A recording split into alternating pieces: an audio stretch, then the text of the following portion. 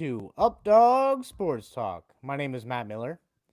Joining me today is Justin McGovern. Justin, it's December. It's starting to warm up to second summer, I guess, out there in the Ohio Valley. Um, and this month has been 3 months long. But how you doing? Yeah, and we've had the weather for about all 4 months at this point. Yeah, because we just had snow this weekend, and now I was very surprised to find it was warm. I stepped outside for the first time, and all of a sudden I was like, "Oh, okay, this is cool." Um, but anyways, it's December. We have a lot of good football left. This is kind of like our home stretch for college football now. We're in the bowl season. It's time to enjoy it. We'll kind of touch on that. We'll talk about FCS playoffs. We'll talk about a few other topics like Army and Navy and some of the bowl games to look forward to. Just kind of the stuff that are really, because the larger networks, again, usually focus on, they're talking about the playoff and all that. So we're here to cover the rest. Yeah, and I can imagine that maybe at some point we'll try to slip in some picks. Maybe not today, but maybe over the next few weeks, try to slip in some picks um, for the bowl games. But Justin, let's just kick it off with FCS. There's a really good matchup. The Cardinals, I believe, versus the Wildcats. Uh, Illinois State, they're still You the you were Cardinals, right? close. You were close. The Redbirds Redbirds. is Okay. Illinois State.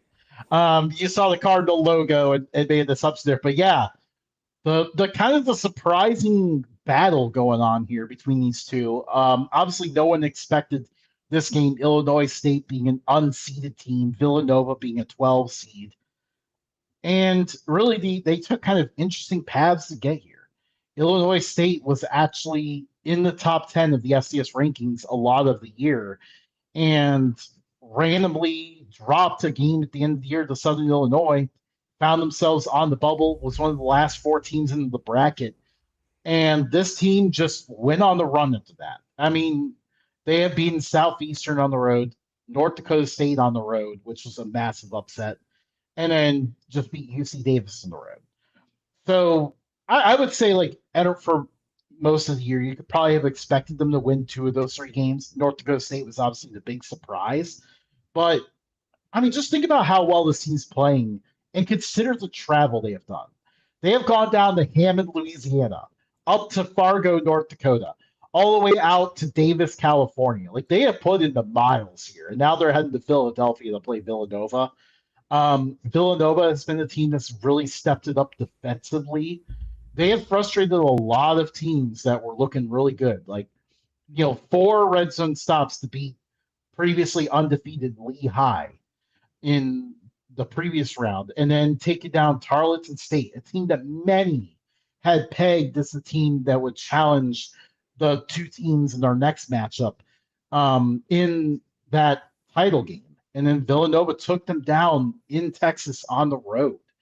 So this team is really getting hot at the right time. And actually, of the four teams left in the FCS playoffs, Villanova is your most recent champion, winning the 2009 FCS title. So this is definitely going to be an interesting battle. And you know what? We can go ahead and give some picks on this one. Matt, do you want to offer up a pick here? I'll be honest with you, I did not follow either of these teams this year, but if I had to throw a pick out there, I feel like the safe pick would be Villanova. I feel like they're a consistent team. You kind of know what you're gonna get with them. I'm going to go with Illinois State. I think that I'm just going to keep riding the hot hand here. I doubted them last week. I thought maybe the travel was too much. It's not impacting them. They're playing great ball right now.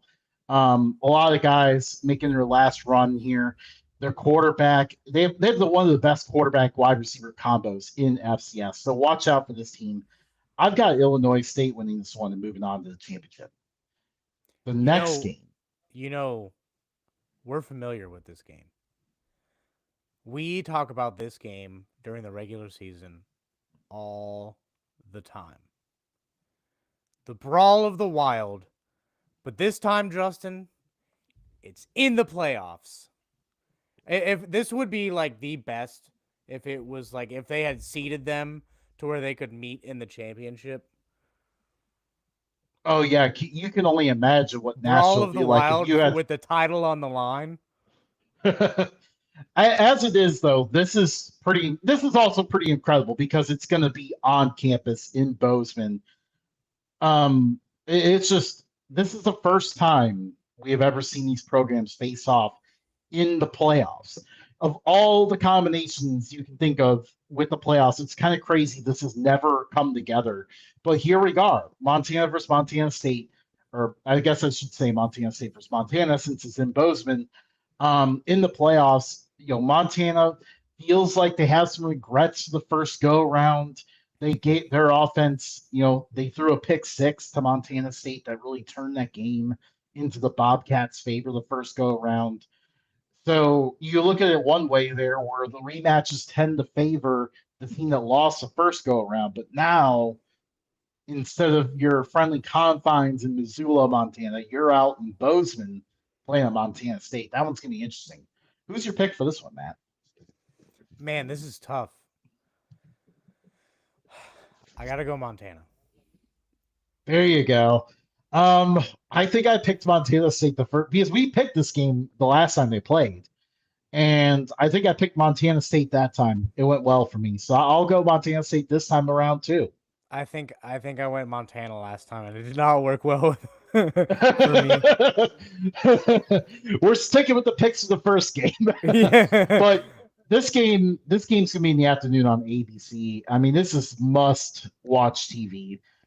You cannot miss this one if you want to watch the playoff game between Tulane and Ole Miss. Make sure you have a second screen going because this is going to be incredible. This is historic, the biggest game in the state of Montana's history, pretty much. Yeah. Like the buzz has been unreal, and the ticket prices. Have you seen them? I can imagine they're very high for an FCS game. Yeah, like it is more than double like the highest college football playoff game. And keep in mind, this first round's on campus too of the college football playoff. That goes to show you just how important this game is. Yeah. Although I do think some of those ticket prices might grind the gears of a few people in Montana because you have a feeling that there's a lot of people that were from originally out of the state and bought property there, and now they're like, oh, I'm going to take part in Montana culture by going to this game. Yeah. Like Tom Brady. This seems like one of those games where Tom Brady, Ted Turner, and all those other guys who own like 100-acre ranches are just going to show up. Gosh, that's going to grind the gears of many Montanans, that's for sure. But, Justin, guess what? What? There's another thing out west that's grinding people's gears. And we're going to shift our gears from FCS to another postseason play, bowl games. We got a few bones to pick with some people. Justin, I'll let you go on your rant. And for everyone out there, we are going to be talking LA Bowl. Yeah. So if you know anything about the LA Bowl this year, you kind of know it's coming. Yeah, and really, it's just kind of this. This was the last LA Bowl, anyways, and we're kind of just here to say good riddance to it, and that's not normal for us. Normally, we like to see bowls, but we also know this bowl is going to be replaced. And but we have a replacement in mind, and I'll get to that in a minute.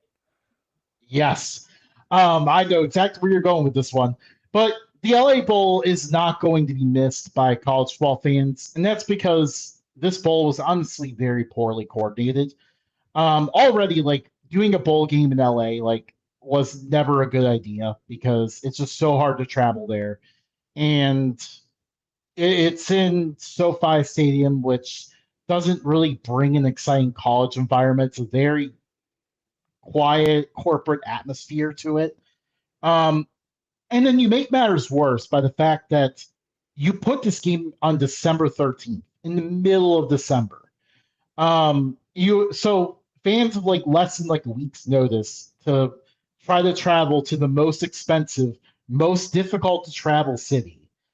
And again, like the mid-December is also the issue because you've got a lot of why fans can travel to bowl games, why bowl games work so well for fans is because it's around that time, around Christmas, closer to New Year's, where it's very easy for people to travel. They're off work, kids are off school, all of that, anyways.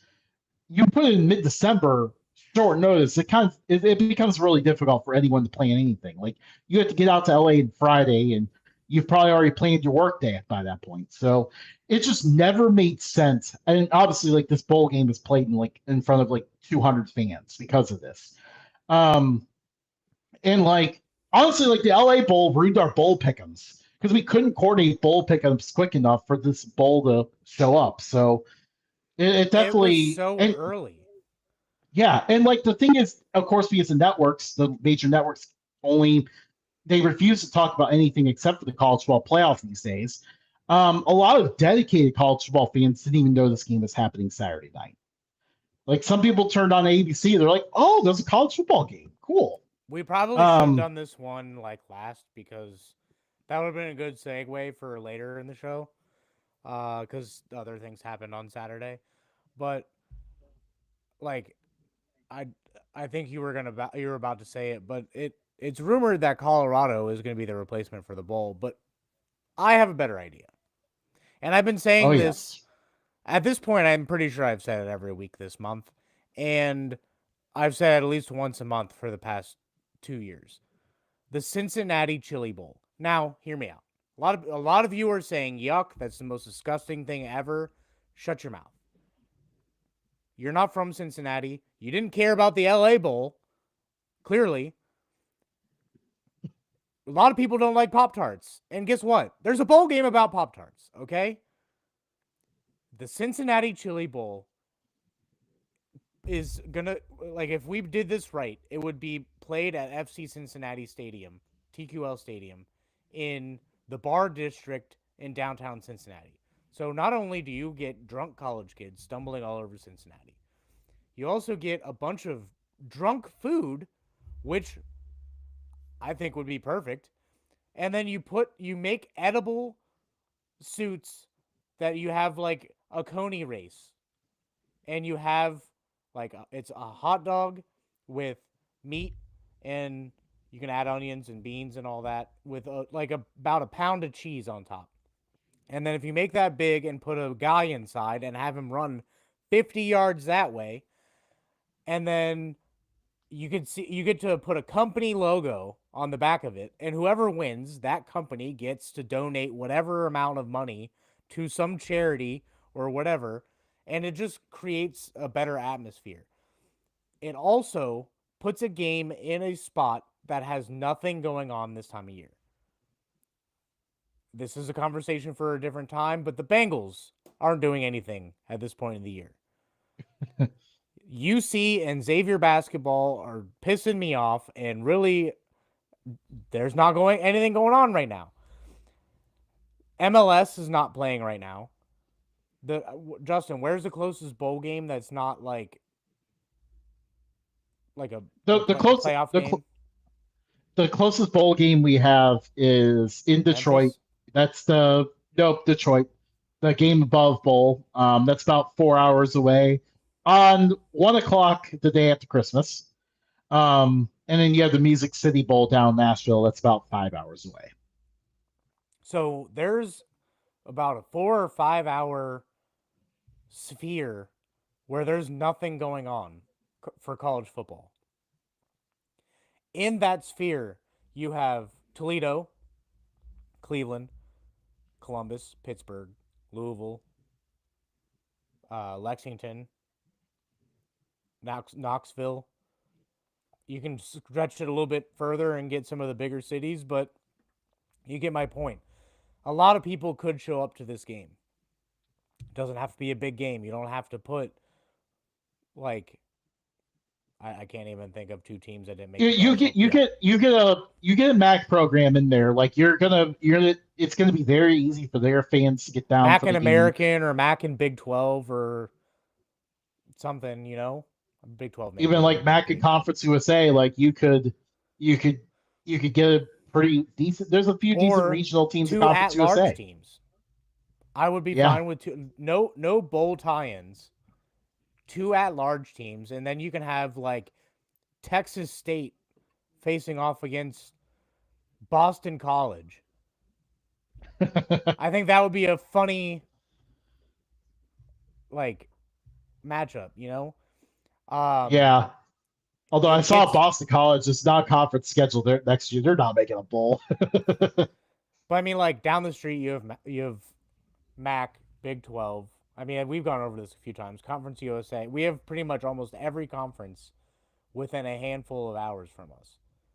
Maybe not Pac 12, Pac 2. But it just makes sense. You have a big bubble with nothing going on inside of that bubble. Put a bowl game there. You have games in Fenway. You have games in Yankee Stadium. Both outside. Both get really cold this time of year. Who cares? Put a game in Cincinnati. It just makes sense. Yeah. And you put it in a soccer stadium, like you're gonna get a little bit of a better environment than you're gonna get like in a carnivorous dome. When which is what a lot of these NFL stadiums are, and even like the baseball stadiums can kind of be a little, they're too open. They don't carry a lot of noise, so a soccer stadium's going to carry that a little bit better and be a better environment for that. So that's why And we that's already have maybe not a total game sponsor, but we do have a Cincinnati chili company willing to do this. Gold Star Chili. Well, Gold Star because they dropped the chili a few years ago. Gold Star is down to do this. If we can yes, get they Skyline, in fact, go ahead. yeah, they're in for it because obviously we when the LA Bowl was announced to be done, we had a tweet in there. Of course, obviously because this is how we make this happen. A few well placed tweets here and there, and maybe we get this happen. It actually gained a lot of steam, and then Gold Star responded, "Yes, we're in for this." Yeah, I mean, if we can get maybe like on a different platform, get Skyline in on it, I can see if I can talk to the owner of Blue Ash Chili, see if I can get them in on it. There's a few chili companies down in Kentucky that's across the border. Camp Washington Chili. I mean, we can get like a handful or like a dozen chili companies to sponsor this thing, and there you go. It's paid for. Yeah, absolutely. I mean, if they're willing to work together, that would be awesome because I think that would make a lot of fun with like the Coney races. If not, we know Gold Star's in. You got a sponsor. There you go. We Um, have ourselves a sponsor. but I was trying to save yeah, that for when we actually got sponsored. But anytime you get to quote Days of Thunder, it's fantastic. Randy Quaid, gone crazy the last couple of years, but hell of a quote. So moving on from imaginary bowl games, let's get to the actual bowl games, Justin. There's a few exciting ones out there. yeah, absolutely. And really, this is kind of just like a reminder to make sure that you enjoy bowl season because this is your last opportunity to see a lot of fun and exciting college ball teams play. Don't let the networks convince you that the playoff is all that matters. Remember, you're a college football fan. You know that college football has always been about the journey. It's been about more than just the championship. And obviously, these bowl games are a huge part of that. So make sure you just don't let these games slip away when they are over because obviously on the other end of these bowl games is a very long offseason. College football right the way it is right now. We're not going to go too much into it, but college football has the longest offseason right now just because of all that stuff that gets thrown out there. And obviously, we're having fun tonight. Like right now, Old Dominion USF has been in this crazy, wild game of all sorts of errors everywhere in the Cure Bowl. USF just muffed a punt a little bit ago. So Old Dominion right now is up 17-10 and driving, trying to get up by 2 scores. After this, we have the 68 Ventures Bowl, the first time the Delaware Blue Hens are in a bowl game. They're taking on the Louisiana Raging Cajuns and Lunch Winfield. Nick Minucci and Lunch Winfield coming up at 8:30. It's going to be a lot of fun. Can't wait for that. And then some other games to look out for here the rest of this week. You have the Xbox Bowl, Missouri State's first ever bowl game coming up tomorrow. I believe friend of the show, Queso, is going to be at that one. So Shout out. good for him. Obviously, make sure you follow along with him as he shares what goes on there. It's definitely a weird bowl game because it's inside the Cowboys practice facility. But that's bowl games for you. And then we have the Myrtle Beach Bowl Friday morning at 11 a.m. This is the only guaranteed meeting of conference championships this offseason, of conference champions this offseason. We currently don't have any matchup in the playoff. We don't have any matchup anywhere else. Kennesaw State versus Western Michigan may be your only matchup of conference champions going on. So make sure you catch that one while you're working. I know I'll be having it on while I'm working that day. Or and then the Gasparilla Bowl. If you work a customer service job, don't get fired based on the advice of a guy who's never worked a customer service job in 15 years. Yes, I work from home. It's a lot easier for me to watch games. Gasparilla Bowl is on right after that. Matt, NC State versus Memphis. Have they played before? I don't believe so. They have not. Would you have guessed that though? Not. I mean, I wouldn't have pulled it out of the hat. If you gave me a matchup, I probably would have just guessed yes or no. But yeah. I mean, they're. I mean, obviously, I know Memphis is at the end of that long state of Tennessee, but they're in neighboring states. Can we just acknowledge that this bowl game name has gone downhill? It was a lot better when it was the Bad Boy Mowers Gasparilla Bowl. Yep, that's what I was looking for. Now, isn't there like a separate Bad Boy Mowers Bowl? Yeah, we now have the Bad Boy Mowers Pinstripe Bowl, which is hilariously Penn State versus Clemson this year. Everyone thought that was going to be the championship game this off season, and now they're the Bad Boy Mowers Pinstripe Bowl.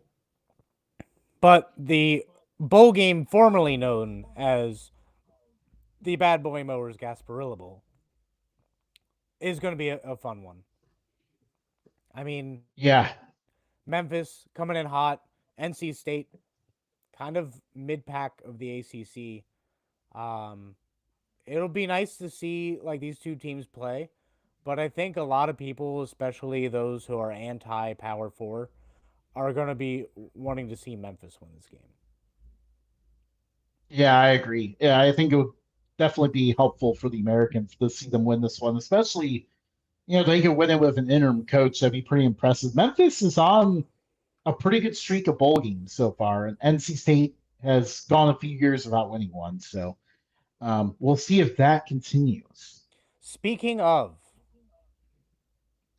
hate of Power 4, we here like the G5.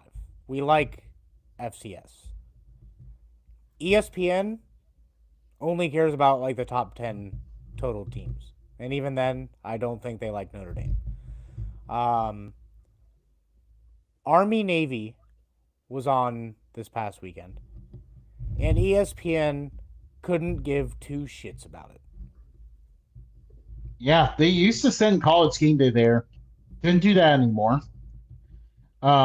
We've seen multiple occasions where ESPN and other larger networks continue to kind of just blow off this game, not talk about it, send stuff that people initially thought meant no college football at all because, it kind of fit the brand of what they've been doing lately. But for the rest of us that aren't part of a big media network, this game, I think, still it drew a lot of fans. I'm not a big TV ratings person, but word was out that the ratings are pretty high. A lot of people are very much drawn to this game because this game is college football at its purest. It's really everything that we love about college sports. When it comes to the service academies, we'll mention this all the time. Like, football is the easiest thing these kids do. There's no NIL, they don't have anything like that. They're still true student athletes. Most of them will not go pro, and like they still, despite that, like without those pro players, they still go out there and play a high level of football, win a lot of games. Navy getting their 10th win. Um, and like it's really, they're just out there, they're playing for the love of the game, they're playing hard. Like it really is just like beautiful football. And it really is college football at its purest. And they put on a great show on Saturday. Navy looked they're moving their first drive. Army battled back. Army went up 16-7 at one point. Navy charged back to win it. Incredible game. Fun fact about this game. Did you know for 50 Yeah. years they played on top of active unexploded bombs? No, I did not know that. So when they made the stadium, where the stadium is at back in the day for Army, um, they would shoot mortar rounds into a hill. I forget the name of it. It wasn't Bunker Hill. It was something else. Mortar Hill, I think is what they called it. They shot mortars into this hill. Then they kind of stopped using it for a little bit, and then they were like, "Oh yeah, football. Let's put a stadium here." They ran out of dirt. You know where they got the dirt? The hill that they shot the mortars into. And so for 50 years, they had unexploded mortars underneath the playing surface. I thought that was a really Wow. cool fact. I saw that on Instagram the other day. I thought that was really cool. Shows the toughness also because like I mean some dude who was like about to get shipped off at Vietnam and then came back and now hearing that is probably like it makes sense. But I think that's a fun fact. Probably should have done a little bit more of a survey back in the day to figure out if there's bombs under the playing surface. But I mean, I guess you didn't really. You just see a giant mound of dirt. You don't really think about it, you know. Yeah, yeah. Definitely your wild fact of the day. Yeah. Hopefully they don't do that any longer because yeah, that definitely would be problematic. Yeah. Well, now all the like old heads who played at either program could walk around going, "Everybody's soft. Back in my day, we used to play on top of mortar rounds." uh, after that fun fact, I think it's a good time to share our favorite coaching hires of, I guess, the technical off season so far. Yeah, obviously a lot of huge moves been made here the last few weeks. And we've had a lot of other shows scheduled. We have not been able to touch on a lot of them yet. So this is kind of our time to touch on that now. And we're just gonna be going over a few of our favorite coaching hires. So I'll kick us off with maybe my favorite hire might have been Mike Jacobs at Toledo. The Rockets hire a Northwest Ohio guy. He's a proven winner. Obviously brought Mercer to the top of the SoCon at the FCS level. They made a top 8 seed each of the last 2 years. Looked really good, and now I think he's going to do even better things for Toledo. Obviously has connections down there, has connections up in Northwest Ohio. He's going to be able to recruit very well there, and really in general, like good does a good job developing players as well. So you're going to see, Toledo obviously was in a difficult spot, because Jason Candle, who I'll touch on in a moment, left, and I think the Rockets did a good job finding a replacement. Yeah. Candle goes to UConn. I'll be going over a couple of mine, and then I'll pivot to yours just because these three happen to all flow together. Jason Candle, go to UConn. He's a great recruiter, definitely going to help keep the Huskies' momentum going because this program is in a better spot than it's been in a long time. So this is a critical hire after Jim Mora Jr. left, and they did a great job of this. They got someone who's a proven winner, and yeah, he's gonna. It was surprising because like for a long time, there's always been some rumors here and there. Will Jason Campbell leave? Where will he go? It was surprising that UConn was the program that landed him, but I think it's also a testament to the improvements that UConn has been making on the football field. And then I mentioned Jim Mora Jr. He went to Colorado State. That was also a steal of a hire. I did not think Colorado State would be able to pull it off. No one even had him on the list. And then, boom, it was like, wait, this hire makes a ton of sense. Obviously, what he did at UConn was at the bottom, really struggling to find any sort of footing as an independent. And he immediately turned him into winner, made a bowl game 3 out of the 4 years he was there. Won 9 games last year, won 9 games this year. They're going to be in a bowl game with a chance to win 10 for the first time in program history. And also, like, before UConn, he had a lot of success at UCLA. He was there with UCLA during the Josh Rosen era and all that. And, obviously it didn't work out perfectly. He ended up getting fired from that job. But when you look back at what he did at UCLA, that was the best and most consistent UCLA football has been for decades now. Except So for when I Colorado played as State, them in NCAA 13. well, except for that, obviously, Matt takes over your team in NCAA 13. He's bringing the power. But in terms of real life, like he did a fantastic job at UCLA as well. And so congratulations to Colorado State. Like, I think you finally got someone who's a true winner and is going to really get the Rams program going. Matt, what about you? Obviously, I went over a few of my favorite hires because they flowed together. But what is your favorite one? I have a couple that kind of flow together too. So sit back, relax, and listen to this. Mine are a little bit bigger programs than yours. I really like the Virginia Tech hire of James Franklin. I think it just makes a ton of sense. Penn State, when he got hired, it was like the aftermath. Like Bill O'Brien was there to kind of fill the void after the Joe Pa stuff, and then James Franklin had to like endure the tail end of all that, and then try to bring this program back up to the top. And I think he did a fairly good job. It's just Big Ten is tough. Um, so I think it was just time for a split. I think regardless of how it played out, if he would have lost in the early rounds of college football playoff, if he didn't go on that little stretch that got him fired, I think he would have been fired anyway because I think that Penn State is tired of being little brother. And I've been saying that for I don't know how many years now.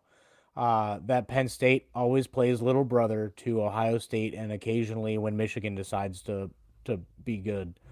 Um, but Virginia Tech hasn't really had that dominant season for many years now. It's an electric atmosphere, one of the best intros in the sport. I think James Franklin can get everybody to buy in, and maybe they dethrone James Madison as the best Virginia program. Um, ACC is kind of lacking like a top end elite stable program. I feel like every year we have another program that is out there, and I don't think Clemson is what they used to be. I think Virginia Tech can hold that down for quite a while once James Franklin gets his going forward. Um, alongside that, Yeah, go ahead. sorry, I'm gonna interrupt for a moment just to bring the James Franklin thing home.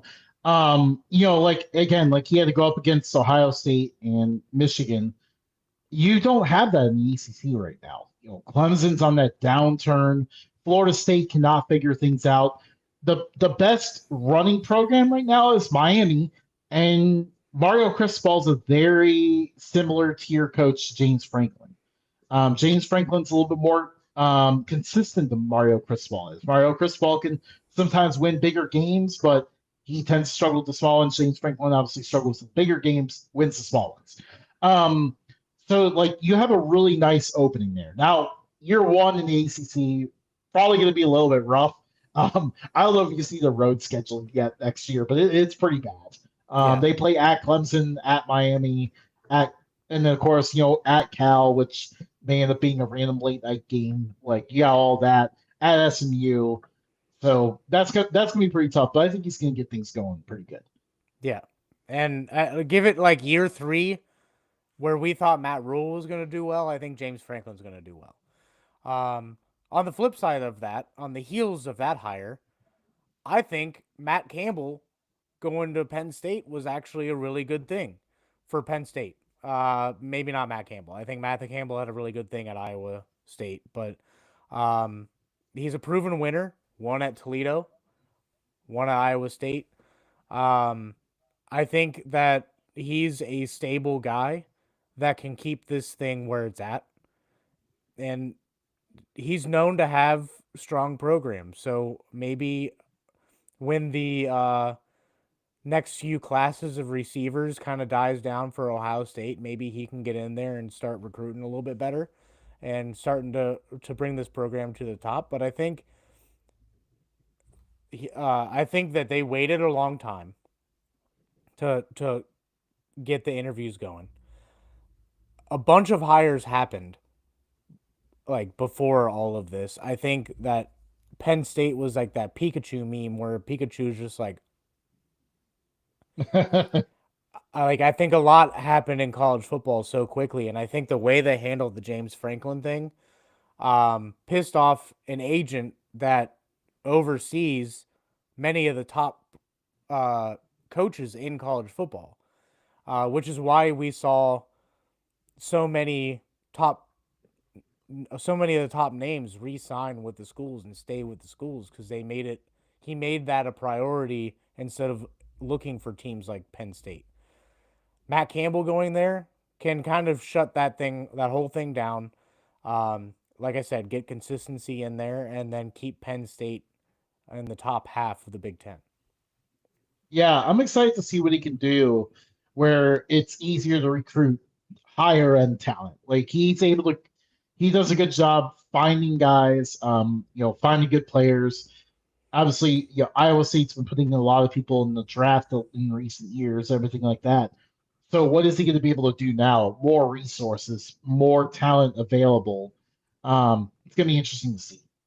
And then building off of that, um, you don't like this because we talked about this off camera, but I like it.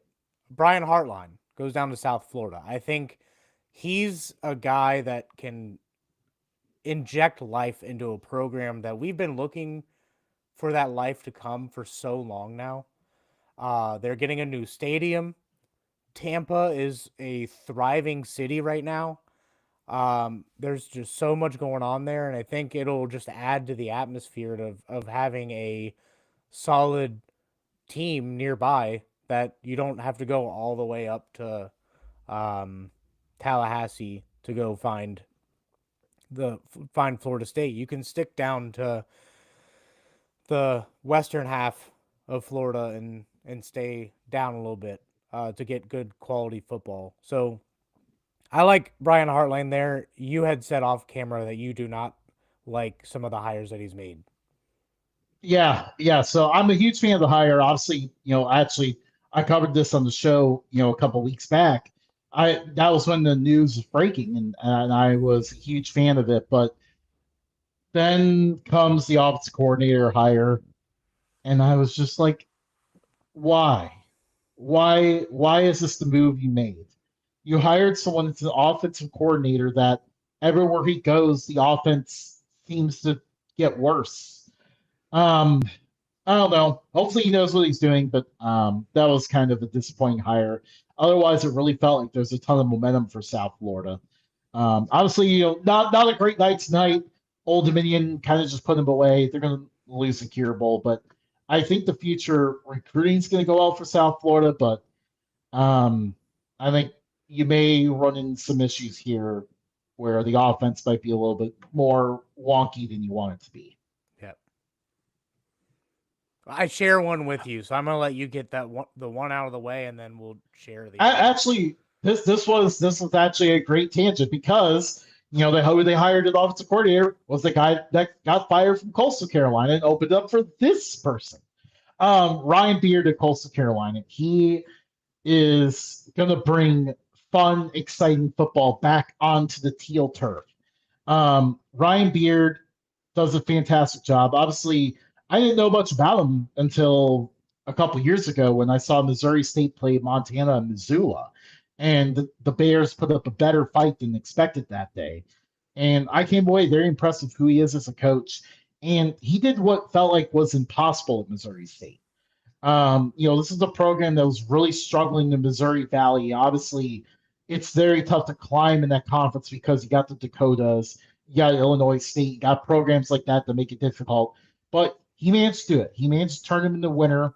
Had a very solid year last year to kind of build in this first FBS season. Year one in FBS, they go 7-5 despite having their quarterback hurt for a couple games. He's a great coach at developing players, at scheming offense, and really just finding that underrated offense talent that turns out to play very well.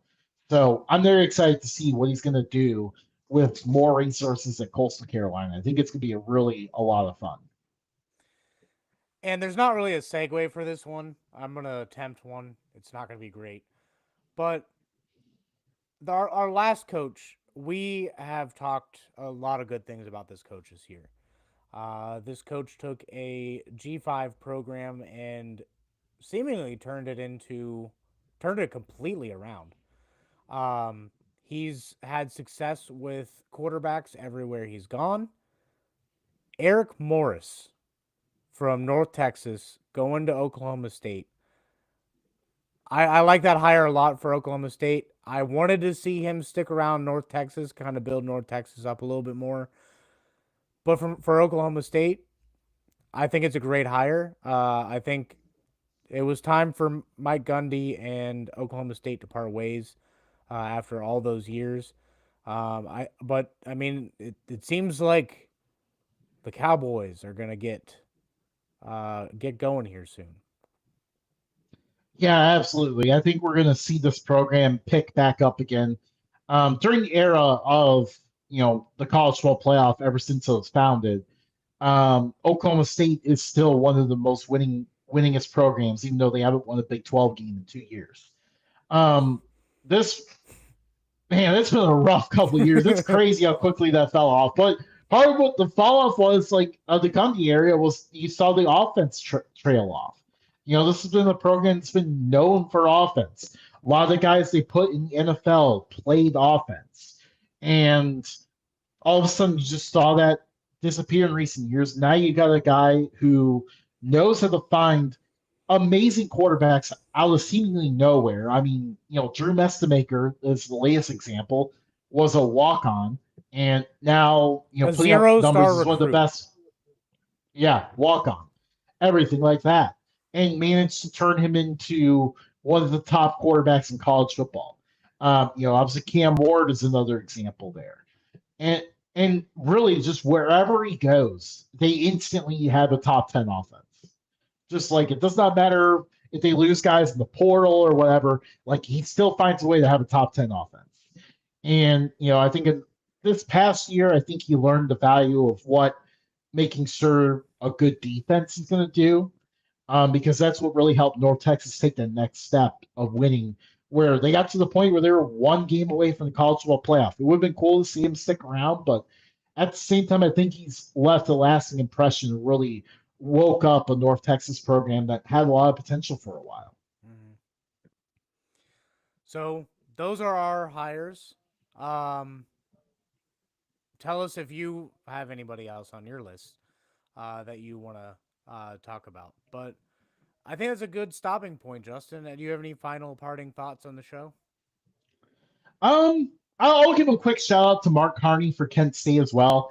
I mean, not exactly a new hire because he was the interim this year, but what he did there, to turn around and to make a 5-win improvement in from a program that seemingly went through one of the worst FBS seasons of all time the year before. I mean, literally, you plays away from a bowl game. Make a play here and there.